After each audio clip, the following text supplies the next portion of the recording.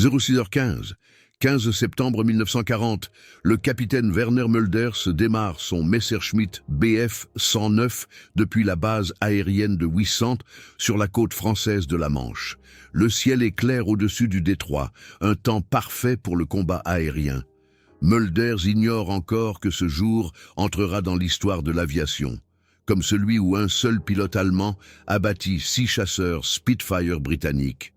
8 heures plus tard, des pilotes britanniques parleront d'un fantôme de la Manche. Un aviateur allemand qui semble impossible à atteindre et dont il est impossible de s'échapper. Werner Mulders est déjà une légende dans la Luftwaffe. Né en 1913 à Gelsenkirchen, il a acquis sa première expérience de combat pendant la guerre civile espagnole. À 27 ans, il est l'un des plus jeunes capitaines de la Luftwaffe allemande et déjà titulaire de la Croix de Chevalier. Mais le 15 septembre 1940 deviendra son exploit le plus extraordinaire. Un jour qui prouvera qu'un seul pilote peut influencer le cours d'une bataille. La bataille d'Angleterre bat son plein. Hermann Göring a promis d'anéantir la Royal Air Force avant le 15 septembre. C'est le jour de l'Aigle, le jour où la Luftwaffe allemande déploiera ses plus grands efforts pour briser la défense aérienne britannique. Plus de 1500 avions allemands sont censés attaquer des cibles britanniques ce jour-là. Mulders vole dans la première vague d'attaque. Celle qui doit bombarder Londres, son Messerschmitt Bf 109 E4, est un chef-d'œuvre de l'ingénierie allemande. Le moteur Daimler-Benz DB 601 développe 1175 chevaux, propulsant l'avion à une vitesse maximale de 570 km/h. L'appareil est armé de 2 mitrailleuses MG-17 de 7,92 mm dans le capot et de 2 canons MG-FF de 20 mm dans les ailes. Cette combinaison de vitesse, de maniabilité et de puissance de feu fait du Bf 109 le chasseur le plus redouté d'Europe. Mais les armes seules ne gagnent pas les combats aériens. Mulders a développé quelque chose qui sera plus tard connu sous le nom de formation Fingerwehr, une innovation tactique qui révolutionnera le combat aérien. Au lieu des chaînes rigides de 3 avions utilisées par d'autres forces aériennes, Mulders fait voler son vol en formation flexible de 4 qui se couvrent mutuellement et peuvent réagir rapidement aux menaces. Cette tactique se révélera décisive le 15 septembre à 06h45. Le vol de Mulders traverse la Manche à 7000 mètres d'altitude, 30 km avant la côte britannique. Son opérateur radio signale des avions ennemis en approche. Il s'agit de 12 Supermarine Spitfire MKI du squadron 54 de la RAF, mené par le squadron leader Aldir. Les Spitfire montent de 5000 mètres pour intercepter les bombardiers allemands.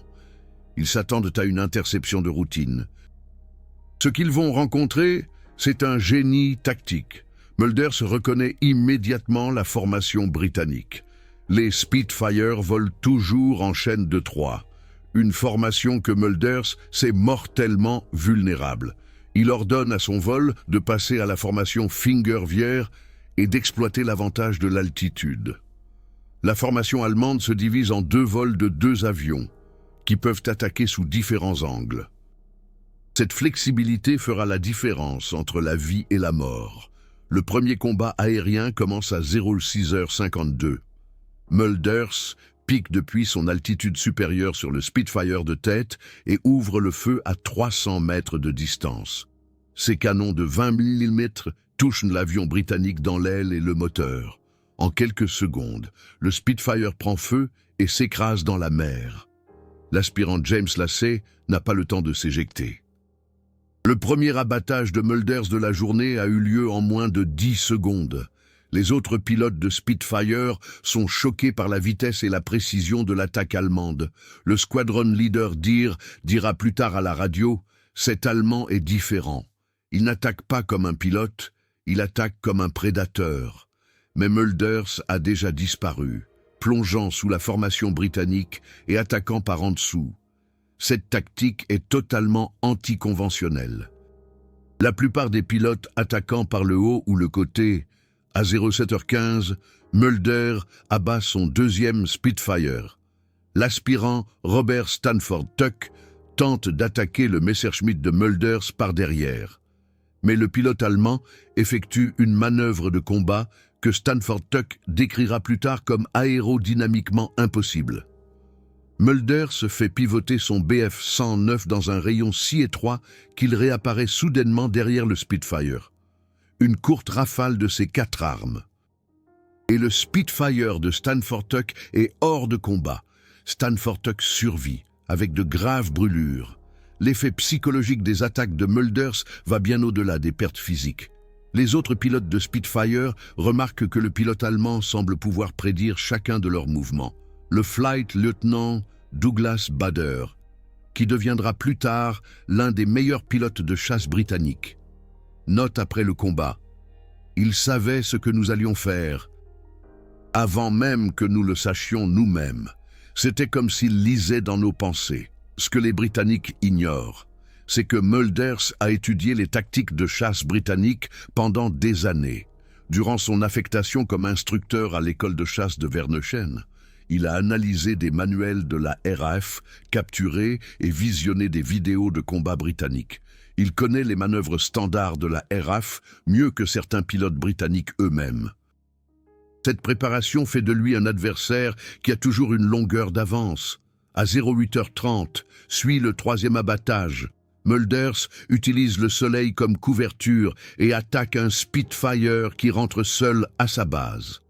L'aspirant Geoffrey Wellum ne voit Mulders que lorsque les obus allemands de 20 mm traversent déjà ses ailes. Wellum s'éjecte en parachute, mais son Spitfire est complètement détruit. Plus tard, Wellum écrira « Cet Allemand ne chassait pas les avions. Il chassait les pilotes. Il savait exactement comment nous frapper là où nous étions le plus vulnérables. » La RAF réalise qu'elle a affaire à un adversaire exceptionnel. L'Air Chief Marshal Hugh Dowding ordonne un avertissement spécial à tous les pilotes. Attention aux pilotes allemands au-dessus de la Manche. Soyez particulièrement prudents lors des attaques individuelles. Cet avertissement est sans précédent. La RAF n'a jamais mis en garde contre un seul pilote ennemi. Mais Mulders n'est pas non plus un pilote ordinaire. Le 4e Spitfire tombe à 10h15. Cette fois, c'est une coïncidence. Ou peut-être l'incroyable chance de Mulders. Il poursuit un bombardier allemand attaqué par un Spitfire. Le flight lieutenant Eric Locke s'est concentré sur le bombardier et n'a pas remarqué l'approche de Mulders. Alors que Locke attaque le bombardier allemand, Mulders apparaît comme par magie et abat Locke. Locke survit, gravement blessé. Et écrira plus tard « Il était partout et nulle part, comme un fantôme ».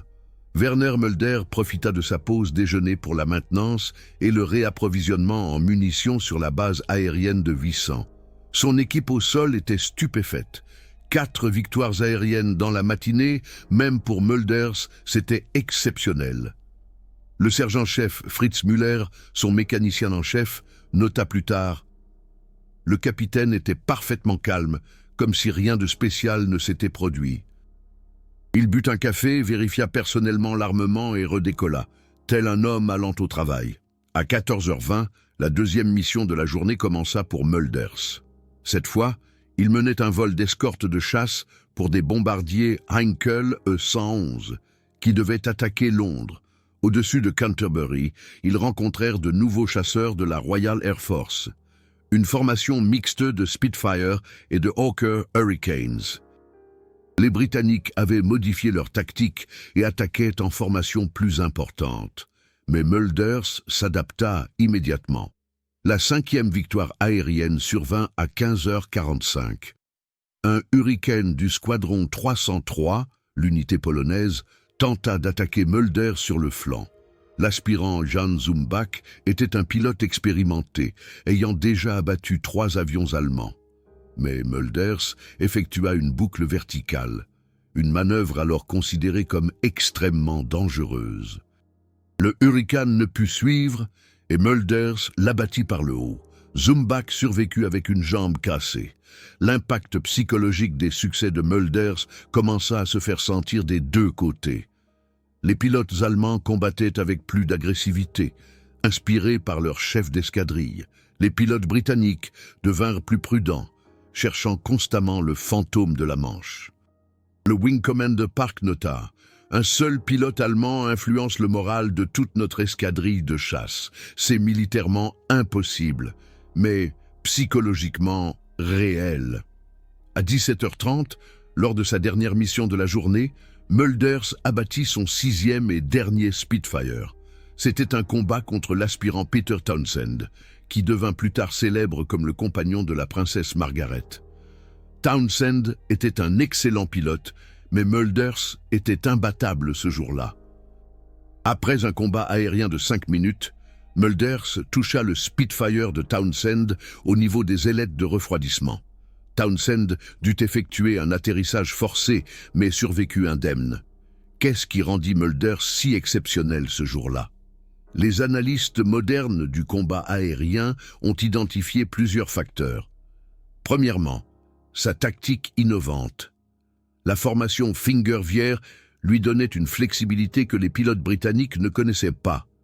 Deuxièmement, sa profonde compréhension des procédures ennemies. Il connaissait les tactiques de la Royal Air Force mieux que ses adversaires. Troisièmement, son habileté de tir exceptionnelle. Mölders avait un taux de réussite de près de 70%, contre une moyenne de 20%. Mais le facteur le plus important était psychologique. Mölders combattit ce jour-là avec une assurance qui irradiait l'invincibilité. Chaque attaque réussie renforçait sa confiance et démoralisait ses adversaires. Cela créa un cercle psychologique vertueux. Plus il réussissait, plus il avait de succès. Les psychologues du sport appellent cela aujourd'hui un état de flux, un état mental de concentration et de performance totale. La nouvelle des 6 victoires aériennes de Mölders se répandit rapidement dans les 2 forces aériennes. Göring en personne le félicita par radio. La propagande allemande le célébra comme l'aigle du Reich. Mais Mölder lui-même resta modeste. Dans son journal de guerre, il nota simplement 15 septembre 1940, 6 chasseurs ennemis abattus. Tous les camarades sont rentrés sains et saufs. Une bonne journée pour l'escadrille. La réaction britannique fut plus complexe. Alors que le service de propagande minimisait le succès de Mölder, les pilotes de la Royal Air Force le prirent très au sérieux. Beaucoup commencèrent à réévaluer leur tactique. Le flight lieutenant Stanford Tuck, qui avait été abattu par Mölders, étudia les méthodes de combat allemandes et développa de nouvelles procédures. Ironiquement, Mölders, par son succès, finit par renforcer la Royal Air Force. Les données techniques du Bf-109E4 de Mölders ce jour-là sont remarquables. Il vola au total 4 heures et 15 minutes, consomma 1240 litres de carburant d'aviation et tira 420 cartouches de munitions de 20 mm, ainsi que 850 cartouches de munitions de 7,92 mètres. Sa distance de tir moyenne était de 180 mètres, extrêmement proche pour un combat aérien. Cette précision nécessitait des compétences de vol et une force nerveuse exceptionnelle. L'entretien de l'avion de Mölders, après cette journée de combat, révéla des détails intéressants. L'appareil n'avait que 3 petits trous causés par des tirs britanniques. Une preuve de la capacité de Mölder à éviter les dommages. Son équipe au sol constata également que les canons de bord étaient parfaitement réglés, un signe de sa préparation méticuleuse. Mölders s'entraînait régulièrement au tir aérien sur des cibles remorquées et connaissait son avion comme personne. L'analyse psychologique des pilotes britanniques après cette journée révéla des schémas intéressants. Beaucoup développèrent une peur spécifique de certains chasseurs allemands, une peur qui n'apparaissait pas lors des attaques en groupe. Cela conduisit à une situation paradoxale. Les pilotes britanniques, qui combattaient sans crainte les formations de bombardiers allemands, devenaient nerveux lorsqu'ils voyaient des Bf-109 isolés. Un pilote avait influencé le moral de toute une force aérienne. Le succès de Mulders, le 15 septembre 1940, ne fut pas seulement un triomphe personnel, mais aussi un tournant dans la tactique du combat aérien. Ces méthodes devinrent la norme de la chasse allemande et furent plus tard adoptées par d'autres forces aériennes.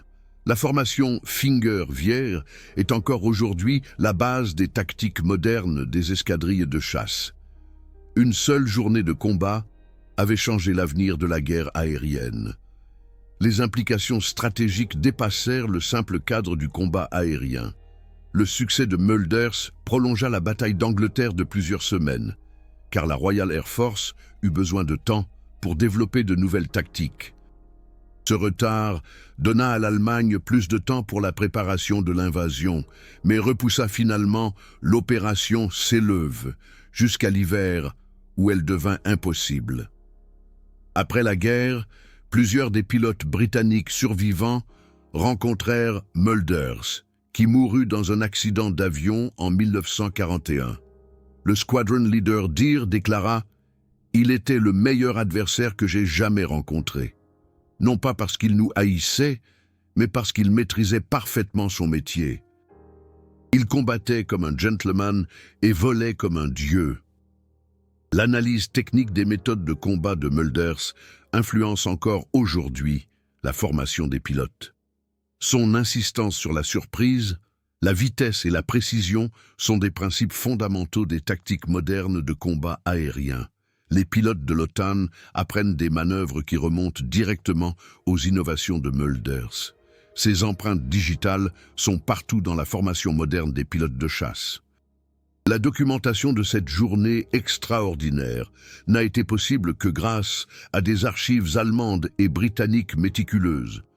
Les deux camps tenaient des rapports de combat détaillés, des listes de pertes et des témoignages.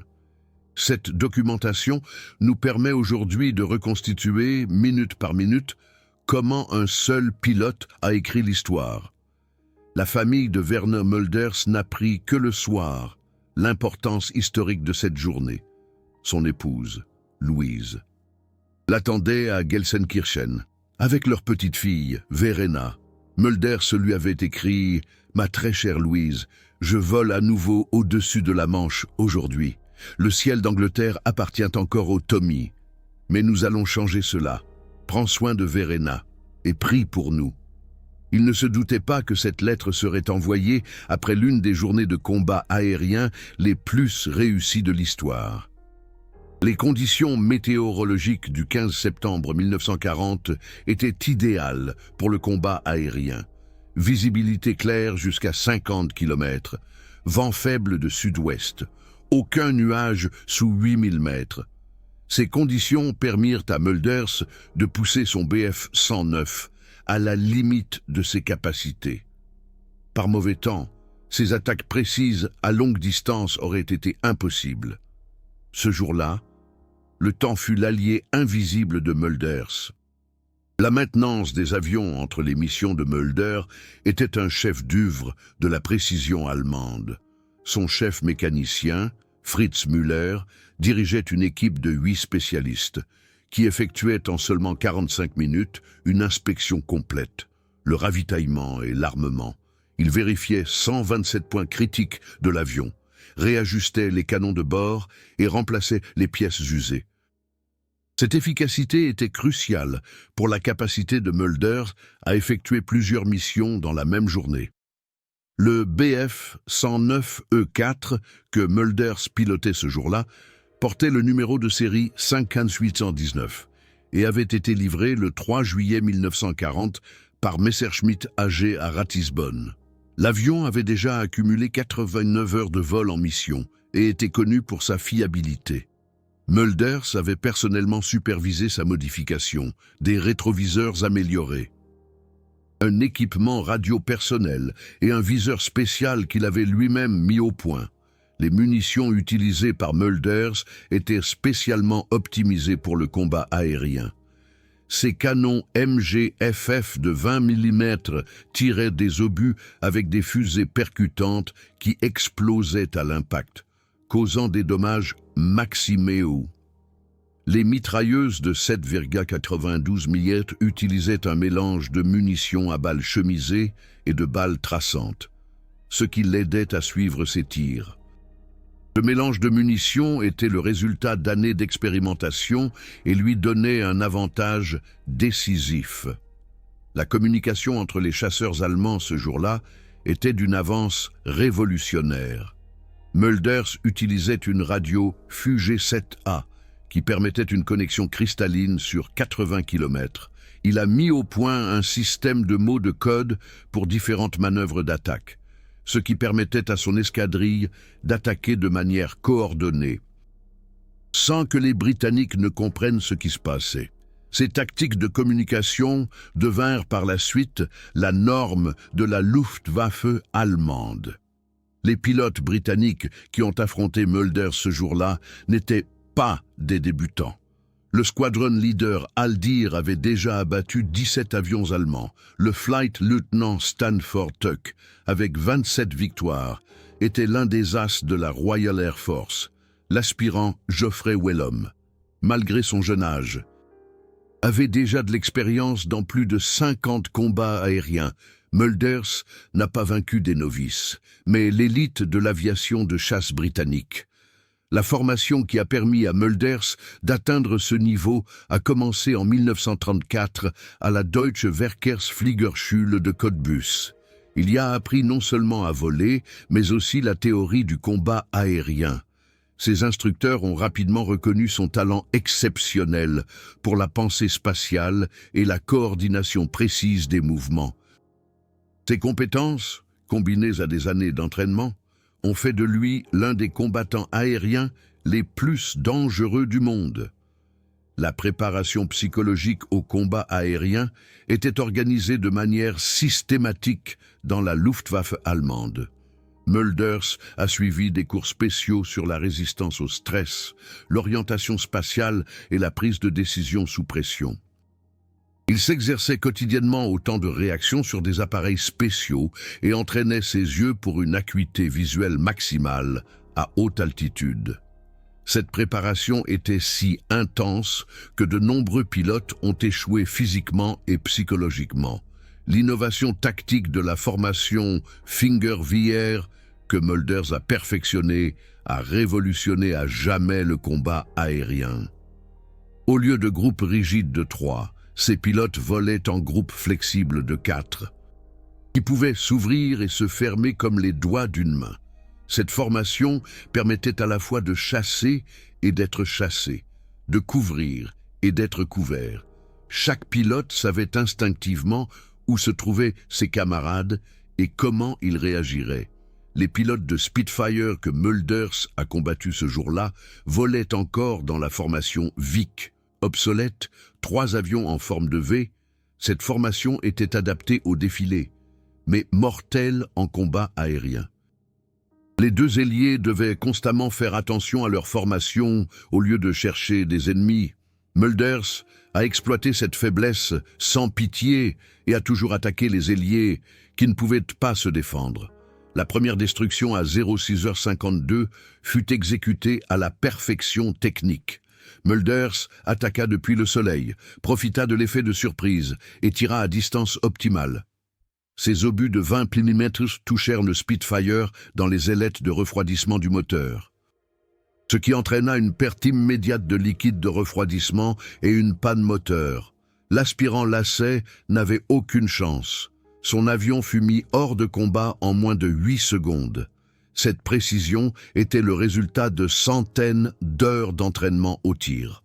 Le 2e Spitfire, à 07h15, fut victime d'une tactique que Mölders appelait « Immelmann » avec roulis. Il commença un virage Immelmann normal, une demi-boucle vers le haut, mais roula autour de l'axe longitudinal au milieu de la figure. Cela le plaça dans une position qui semblait physiquement impossible, derrière et sous son poursuivant.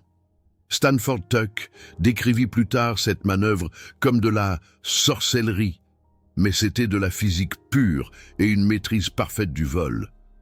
La 3e destruction à 08h30 démontra la capacité de Mölders à être patient.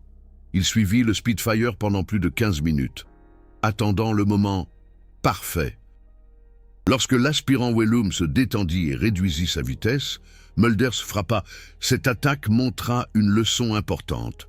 En combat aérien, ce n'est souvent pas le plus agressif qui gagne, mais le plus patient. Mulders maîtrisait cette vertu comme nul autre. Le 4e Spitfire à 10h15 fut un exemple du génie tactique de Mulders. Il utilisa un bombardier allemand comme appât, laissa le Flight Lieutenant Locke attaquer le bombardier, puis frappa lorsque Locke était vulnérable. Cette tactique nécessitait un timing parfait et la volonté d'utiliser ses propres bombardiers comme leur. Locke survécut gravement blessé et qualifia plus tard Mulders de « l'adversaire le plus diabolique que j'ai jamais rencontré ». La pause déjeuner sur la base aérienne de 800 révéla l'attitude professionnelle de Mulders. Alors que d'autres pilotes célébraient ou se détendaient, lui, Werner Mulders, profitait de chaque instant pour débriefer en détail avec son ailier. Ils analysaient chaque combat aérien, identifiaient les erreurs et peaufinent leur tactique. Cette autoréflexion constante était l'une des clés de son amélioration continuelle. Sa 5e victoire, à 15h45, fut un duel entre experts. Jan Zumbach, un pilote polonais d'une expérience inégalée. L'affrontement dura 8 minutes, une éternité dans le ciel. Les deux hommes usèrent de toutes les ruses, mais la machine supérieure de Mulder et sa condition physique finirent par faire la différence. Zumbach atterrit en catastrophe, gravement endommagé, mais vivant dans le Kent. Sa 6e et dernière victoire, à 17h30, fut la plus difficile émotionnellement pour Mulders. Peter Townsend, un pilote qu'il respectait, un gentleman et aviateur expérimenté, le combat fut loyal et acharné. Quand le Spitfire de Townsend fut touché, Mulders vit le pilote britannique se poser en toute sécurité. Plus tard, Mulders écrivit dans son journal « Un adversaire digne ». J'aurais souhaité que nous puissions nous rencontrer dans d'autres circonstances. L'analyse technique de la performance de tir de Mulders ce jour-là est remarquable. Sur 420 obus de 20 mm tirés, 99 atteignirent leur cible, un taux de réussite de 21,2%, 3 fois supérieur à la moyenne. Sur 850 cartouches de mitrailleuses, 201 firent mouche, soit un taux de 23,6%. Cette précision était le fruit d'un entraînement quotidien et d'un calibrage parfait de ses armes. Les données de vol du Bf-109 de Mulders, ce jour-là, révèlent l'extrême tension exercée sur l'homme et la machine. Il vola sous des forces G allant jusqu'à 7 G, assez pour rendre inconscients des pilotes non entraînés. Son rythme cardiaque atteignit 180 battements par minute pendant les combats. Le Bf-109 fut poussé jusqu'à ses limites structurelles, mais résista. Grâce au génie de l'ingénierie allemande, l'impact des 6 victoires de Mulders sur le moral britannique fut mesurable. Les rapports du renseignement indiquèrent une baisse de 15% des heures supplémentaires volontaires chez les pilotes de la Royal Air Force dans la semaine suivant le 15 septembre. Plusieurs pilotes demandèrent leur mutation dans des unités de bombardiers, la nouvelle du fantôme de la Manche, le Geist des canals, se répandit comme une traînée de poudre dans toutes les bases de la Royal Air Force. La réaction allemande fut différente. Le succès de Mulders inspira les autres pilotes à adopter des tactiques plus agressives. Le taux moyen d'abattage des pilotes de chasse allemands augmenta de 23% la semaine suivante.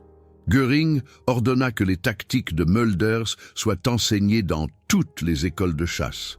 Une seule journée de succès avait modifié la doctrine de toute la Luftwaffe. La couverture médiatique internationale de la performance de Mulders fut discrète. Les journaux britanniques mentionnèrent brièvement les pertes. Les médias allemands le célébrèrent en héros. Les pays neutres comme la Suisse rapportèrent factuellement la performance individuelle remarquable d'un pilote allemand. Cette couverture divergente montra comment la propagande peut façonner la perception des mêmes événements. L'examen médical de Mölders après cette journée révéla des détails intéressants. Sa tension artérielle était élevée, mais stable, ses réflexes étaient aiguisés, sa vision optimale. Ce qui était frappant, c'était son contrôle émotionnel total. Aucun signe d'excitation ou de stress.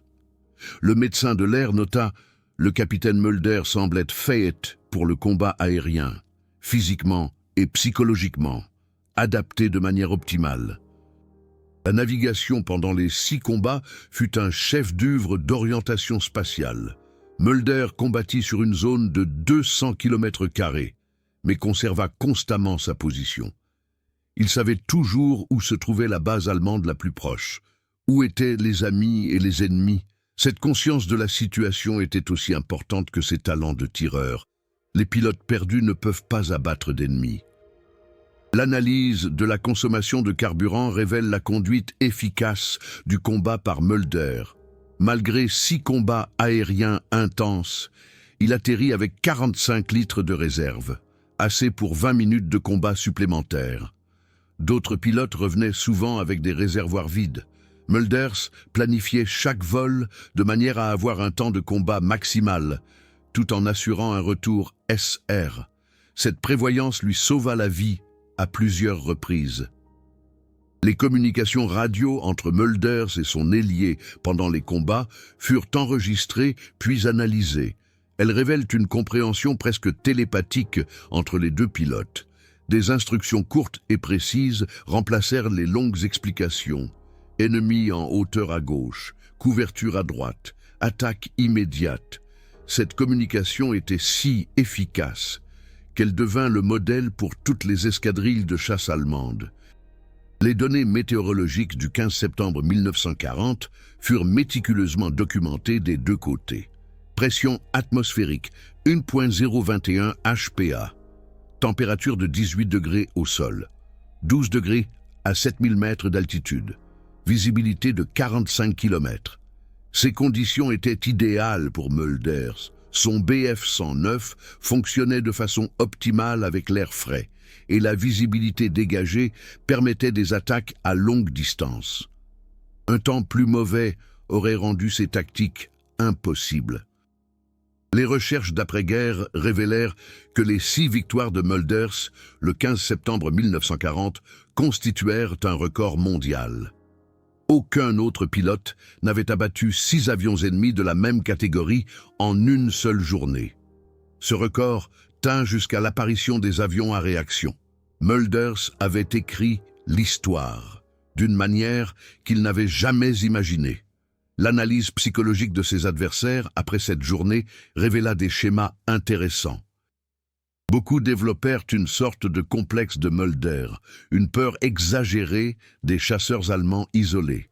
Cette peur affecta leur performance au combat et conduisit à un comportement plus défensif. Un seul pilote avait modifié la psychologie de toute une force aérienne ennemie. Les données techniques des Spitfire abattus révélèrent la sélection de cibles précises de Mölders. Il visait toujours les systèmes critiques, le moteur, le système de refroidissement ou le pilote. Il ne gaspillait jamais de munitions sur des cibles sans importance. Sur 6 Spitfire abattus, 5 furent mis hors service en raison de dommages au moteur et 1 en raison d'une blessure du pilote. Cette efficacité était le résultat d'une analyse scientifique des points vulnérables. Si ces récits de l'honneur des aviateurs allemands sont importants pour vous, si la préservation de cette histoire de l'aviation fascinante vous tient à cœur, alors soutenez YouTube's Super Thanks. Chaque Super Thanks me permet de faire des recherches dans les musées de l'aviation, de numériser des témoignages de pilotes rares, d'interroger les derniers témoins. Ces histoires d'excellence en vol méritent d'être préservées, non pas pour glorifier la guerre, mais pour honorer la maîtrise humaine dans les moments les plus dangereux. Le retour à la base aérienne de 800 à 18h15 fut émotionnellement bouleversant pour Mölders. Ses camarades l'attendaient déjà sur le tarmac. Quand il sortit du BF 109, tous savaient qu'ils avaient été témoins d'un moment historique. Le Oberleutnant Joachim Müncheberg, lui-même un as avec plus de 30 victoires à son actif, dira plus tard « Ce jour-là, j'ai vu le pilote de chasse parfait. Mölders n'était plus seulement un camarade, il était une légende. » La logistique derrière le succès de Mölders était aussi remarquable que le succès lui-même. Son équipe au sol avait effectué 4 ravitaillements, 3 réarmements, 2 cycles de maintenance et une vérification complète du système. Le Hauptfeldwebel Fritz Müller et son équipe travaillaient avec une précision égalant celle de leur pilote. « Sans ces gars-là, je n'aurais abattu aucun Tommy », dira Mölders plus tard. La communauté aéronautique internationale réagit avec un mélange d'admiration et d'incrédulité face à la performance de Mölders. Des observateurs neutres venus de Suisse et de Suède analysèrent ses tactiques et les intégrèrent à leurs propres forces aériennes. Même les pilotes américains, qui n'étaient pas encore en guerre, étudièrent les rapports de combat allemand du 15 septembre 1940. La Messerschmitt AG à Regensburg reçut des rapports détaillés sur la performance de leur BF 109 E4 ce jour-là. Les ingénieurs étaient des fiers que leur avion ait survécu à 6 combats aériens sans problème technique. Le professeur Willy Messerschmitt écrivit personnellement une lettre à Mölders. « Votre performance honore notre conception et montre ce que l'ingénierie allemande peut accomplir entre de bonnes mains. » L'impact sur la Luftwaffe fut profond. Les tactiques de Mölder devinrent le programme de toutes les écoles de pilotes de chasse. Sa formation en Fingerwehr se répandit dans toutes les escadrilles. Les jeunes pilotes rêvaient de voler comme Mölders. Ses succès inspirèrent toute une génération de pilotes de chasse allemands à réaliser des performances extraordinaires. La reconnaissance aérienne britannique analysa chaque aspect du combat de Mölders le 15 septembre. Ils identifièrent ses innovations et développèrent un contre-mesure. En quelques semaines, les pilotes de la Royal Air Force volaient dans des formations modifiées et utilisaient de nouvelles procédures de communication. Mölders, par son succès, avait paradoxalement rendu la Royal Air Force plus forte. Les amitiés d'après-guerre entre les pilotes allemands et britanniques montrèrent le respect mutuel né de cette journée. Peter Townsend rencontra Mölders après la guerre et dit « Vous étiez l'adversaire le plus dangereux que j'ai jamais rencontré, mais aussi le plus juste. La chevalerie n'était pas morte. Tant qu'il y avait des pilotes comme vous, l'entraînement moderne au combat aérien utilise encore des principes que Mölders a démontrés le 15 septembre 1940. Son insistance sur la conscience de la situation, les formations flexibles et le tir de précision sont aujourd'hui des standards dans les forces aériennes de l'OTAN. Les pilotes du XXIe siècle apprennent des manœuvres qu'un capitaine allemand a perfectionnées il y a plus de 80 ans. Qu'est-ce qui vous a le plus impressionné dans la journée extraordinaire de Werner Mölders? Était-ce sa perfection technique, son innovation tactique, ou son attitude chevaleresque envers les adversaires tombés au combat? Beaucoup de spectateurs ont partagé d'incroyables histoires de famille concernant des pilotes, des grands-pères dans la Luftwaffe, des lettres du front, des carnets de vol découverts dans des greniers. Partagez votre histoire familiale liée à l'aviation. Ci-dessous, chaque commentaire aide à préserver cette époque fascinante de l'aviation pour les générations futures.